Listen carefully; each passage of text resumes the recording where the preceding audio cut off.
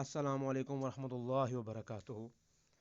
ناظرین، جیسے کہ آپ جانتے ہیں کہ ماہ رمضان برکتوں والا مہینہ ہے، اور اس ماہ کی عظمت کا اندازہ اس بات سے بھی لگایا جا سکتا ہے کہ قرآن مقدس کا نزول اسی پاک مہینے سے ہوا۔ رمضان کا پہلا عشرہ رحمت، دوسرا مغفرت، تیسرا عشرہ جہنم کی آگ سے نجات کا ذریعہ ہے۔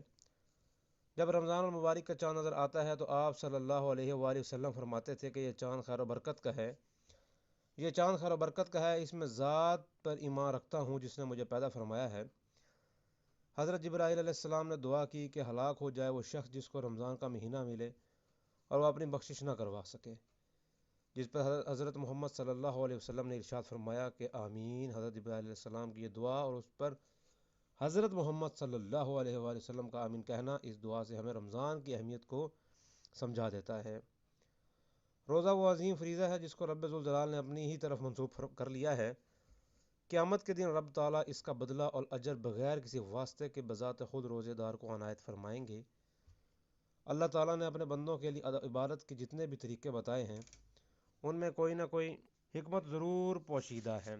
نماز خدا کے وصال کا ذریعہ ہے، اس میں بندہ اپنے معبود حقیقی سے گفتگو بھی کرتا ہے۔ روزہ بھی اللہ تعالیٰ سے لو لگانے کا ہی ایک ذریعہ ہے۔ حدیث مبارک میں ہے کہ رمضان شہر اللہ، رمضان اللہ تعالیٰ کا مہینہ ہے، جس سے یہ پتہ چلتا ہے کہ اس مبارک مہینے سے رب ذوالجلال کا خصوصی تعلق ہے، جس کی وجہ سے مبارک مہینہ دوسرے مہینوں سے ممتاز اور جدا بھی ہے۔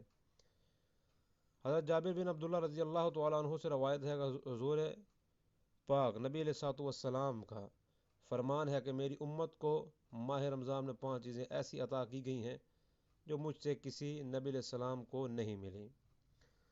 تو رمضان المبارک کی فضیلتیں آپ کی خدمت میں پیش خدمت کر رہے ہیں، تو آپ جتنا ہو سکے رمضان المبارک کی اہمیت کو اجاگر کریں، اپنے بچوں میں، اپنے گھر والوں میں، آپ خود میں، آپ عبادتیں کریں، اپنے آپ کو بخشوائیں انشاءاللہ تعالی العزیز۔